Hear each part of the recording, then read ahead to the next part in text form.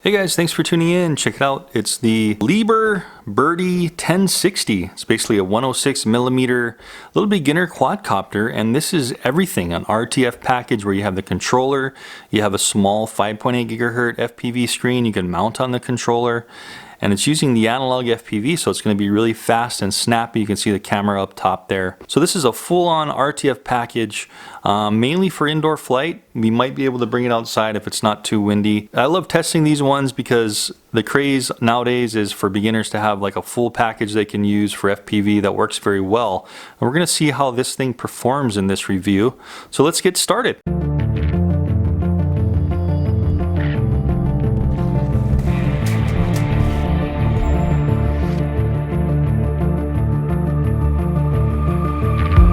Okay, so I just wanted to flip around the box just to show you guys real quickly the different configurations this comes with. So you have the different colors here. Of course, they just have the frame if you want. They have one here without any screen. And then they actually have one here that comes with a goggle box. So that's kind of interesting. And then they have this one here that I got, which comes with the 5.8 gigahertz little screen here with receiver built in that you can just clamp right to your controller. Anyway, without further ado, we want to unbox this thing and get going so we can go outside and fly it, don't we? So pulling open the box, and here's what we're greeted with. So we got our instruction manual here just falling off the top. Here we have our FPV screen. You can see how it's a great little screen.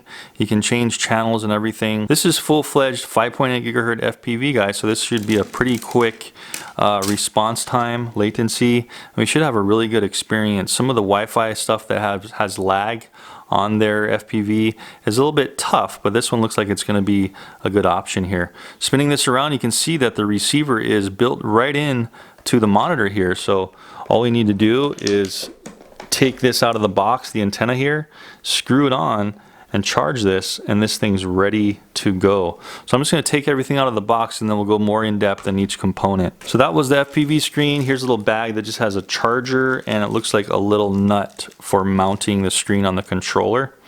And that's just a 1S mini Walkera type plug here to a USB. Here's the controller here. So these are great for people that want to get into this. Look at this. It's the whole entire package. You don't have to have anything else with this whole package.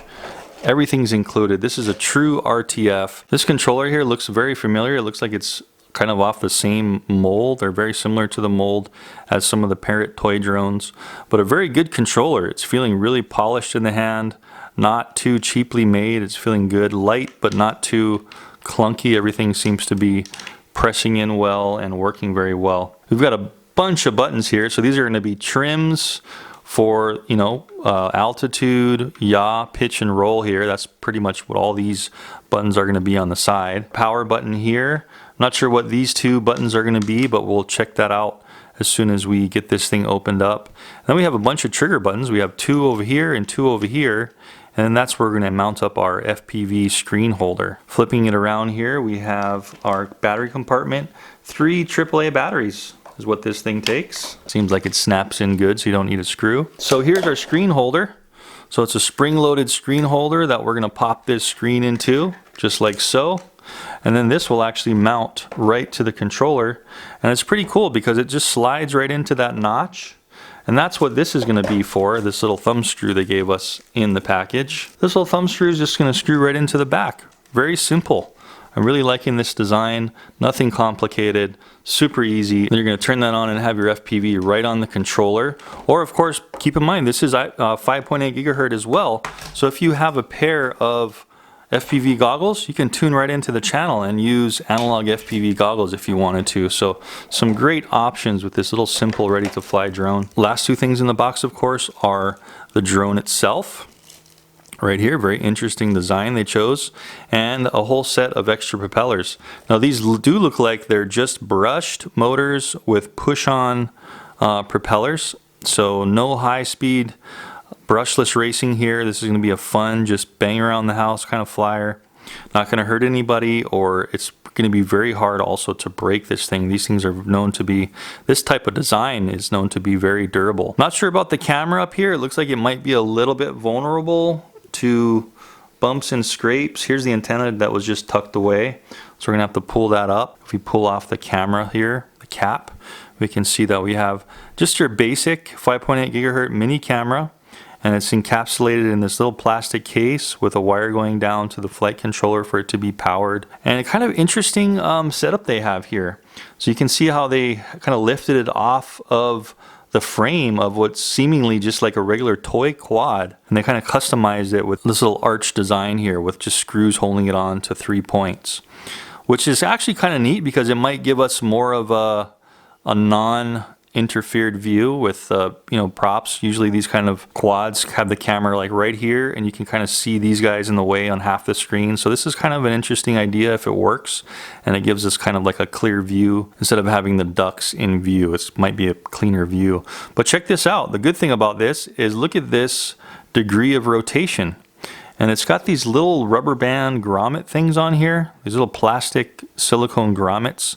So any way you push the thing, it's going to pretty well stay there unless you crash, it seems.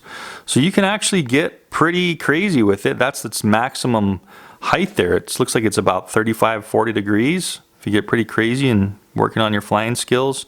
And you can actually push it all the way down to the same right about there if you wanted to. I'm not sure why you'd want to, but it's also an option. If you're starting out, leave it level. Getting better, go up a little bit so you can fly faster and the camera is still pointing forward.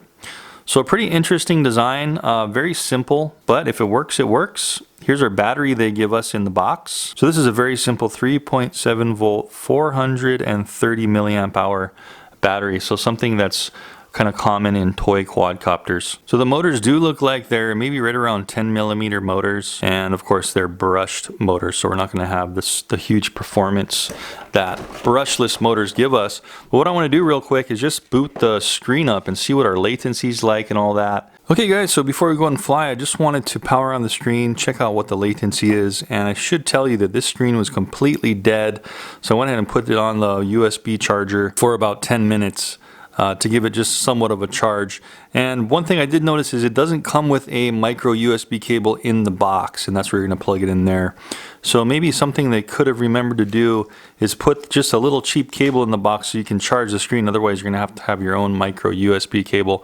Most people have one, but hey, if you don't, you're out of luck charging the screen, so they need to put one of those in the box. Anyway, you turn on the screen with this off and on switch here, and that's where you're charging on the bottom there. So just plugging in the little micro Wakera plug here, seeing some lights flash on the bottom. I'll push this antenna so it's up there, set that down, and let's turn on the screen and try to tune to the right channel. So pushing the on switch on. There we go. Wow, so it's already tuned to the correct channel, it looks like. And let's just, before this battery runs out in the screen, let's just see what the latency is on this. So perfect, next to no latency, so it looks like it's a good quality 5.8 gigahertz FPV system. It's got a pretty wide angle lens. Look at that lens. So we're going to be really flying pretty well. Now that's the camera facing all the way forward. You see how we're seeing the ducks on the bottom and the propellers? If we just barely tilt it up, check that out. We don't see them anymore even when it's pitching forward. So I love that option to go ahead and get those out of view if you wanted to. I'm also going to do a flight with these Sky Zone goggles, and I'll be recording this in view also. So we'll be able to see that option if you did want to put on your own goggles, how that actually looks in a good set of goggles as well. So let's get this thing charged up and go fly, guys, and have some fun. So we want to make sure that we're bound to the craft.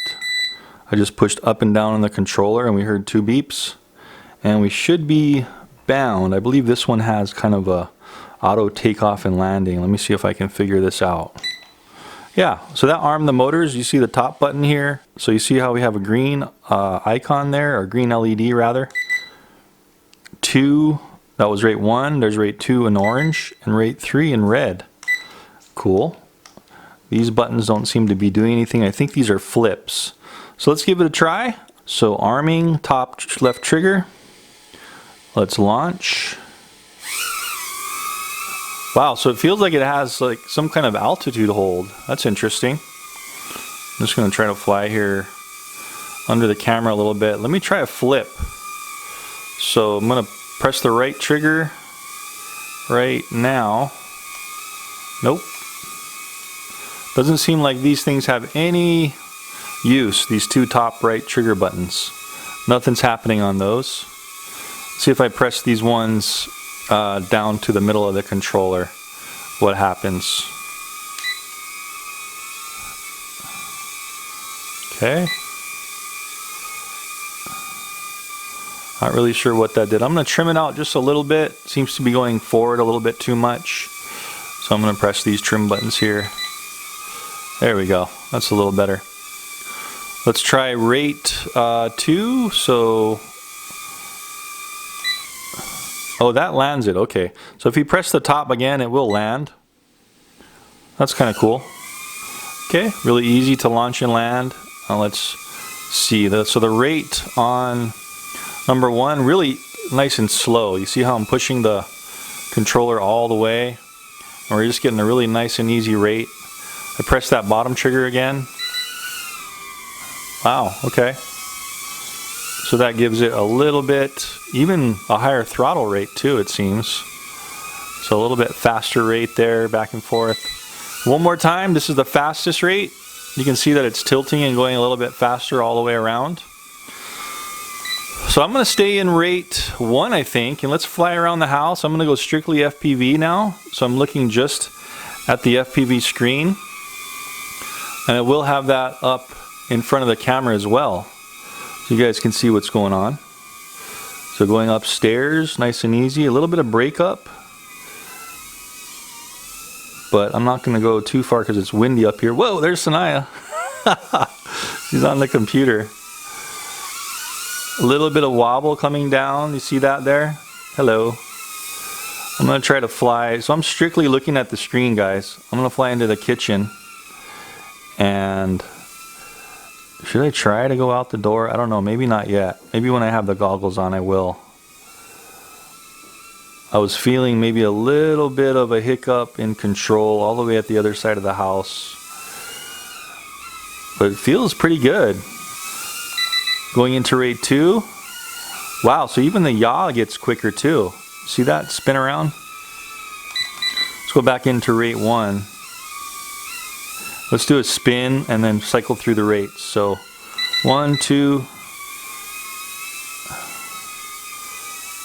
Okay, so this is 1. See how slow that is? 2, 3. Wow. 3 is really quick. I'm not seeing any acro mode on this one, guys, so it doesn't seem like you're going to be able to go into acro. But you do have 3 rates of flight that the third rate seems pretty good. It's feeling okay. So I'm just going to fly and kind of exhaust this first battery. Just see how kind of far we can get. There's Sanaya again. Shoot the gap. Woo! Alright. Coming down, you see this? Oh, I have full throttle all the way down. And it's a really slow descent. So keep that in mind. You see that? So I'm going to put my hands up here so you can see, and full throttle down. You see how it doesn't just cut the propellers? So it's sort of an altitude helping mode, it seems. Let's see if we go into rate 2. Okay, there we go. So rate 2, you can cut the throttle. So that's actually pretty good. Beginner mode, keep it in there, and it actually really helps you easy on the throttle. You see how I'm moving the stick and it's barely moving? That's actually good. Really good trainer. Okay, let me go into rate 2. So now you have to be able to control your throttle a little better. And let's try this again, a little quicker. You can zoom around a little bit. Woohoo! Right above Sanaya. Oh! Okay, there's a crash. And that's why you have to be careful when you're in more of a manual throttle mode.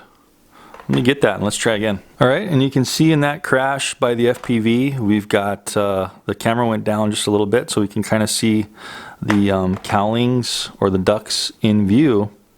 And so I'm going to rebend the camera up just a little bit just to get those out of view. Of course, you can have them in the view. Some people like them. It kind of gives you like a reference point. Some people don't.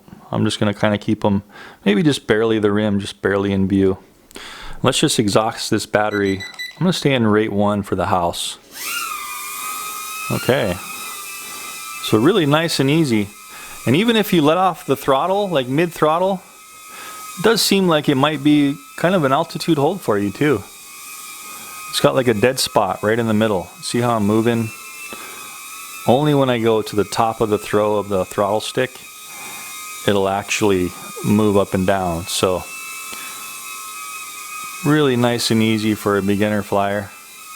So I'm just going to look at the FPV screen again, finish up this battery in beginner mode here. Of course, you can see that you can just bounce off of things and not have to worry about it too much. Cruising. There we go. Oh, sounds like it's getting weak. Let me try to get forward here. Can't go any more forward. Oh, that's it. Okay, so we had a shutoff. So it's got a low voltage shutoff. That's good. Let me go get that. Pop on the goggles, guys. So I'm going to slap these on, tune to the right channel, record this for you, and I'm also going to hold this up while I'm controlling it and looking into the goggles, just so you can see how the screen is doing compared to the goggle screen. I'll have the goggles maybe in a small window and then this in a large window, or vice versa, so you can see both. Okay, here we go. Arming, top trigger. So we're in rate 1, lifting off. Okay, nice and clear picture. It's like there's a little bit of waves in the screen, possibly from the propeller. Going into rate 2, so our throttle is going to be a little more manual. Ooh, there's the sun there. Alright, so this is the experience, guys. If you really want a good first person experience, you're gonna want to get some goggles, because you really feel like you're in the pilot seat and looking out the pilot window. So awesome, feeling really good. Go back around here. Whoa, so you can even bounce off of stuff, and it seems like it's doing fairly well, even just bouncing off. A little bit of wobble on throttle cut, but that's normal for these kinds of quads. Not a whole lot of punch. Here's full punch up from just hovering. Full punch. See how it's a little bit sluggish? Hey, guess what that is? New disco. There's going to be some more disco flights, guys, coming up. Try to make it inner island with the new one. Be a little more cautious. If you've been following my reviews, you know what I'm talking about. Anyway, it's feeling pretty good. Let's try to go outside. Going into rate 3. Oh, I don't know if I want to do this. Nope, I don't want to go outside. I'm already losing control. It's getting delayed and spotty. Yeah. Go back into rate 1. Let's launch again. Okay, so I'm not going to go out the back door. So this is more of an internal, in the house, close range flyer, guys. But you can go into a faster mode. Remember, mode 1 is learning mode. When you get pretty good, you can go into mode 2. I'm trying to get under this table. There we go. Let's see if we can do that in rate 1 with the kind of the altitude hold thing it has. Descending really slow. So do not go outside in any kind of wind with this thing. Whoa, we're under the Christmas tree.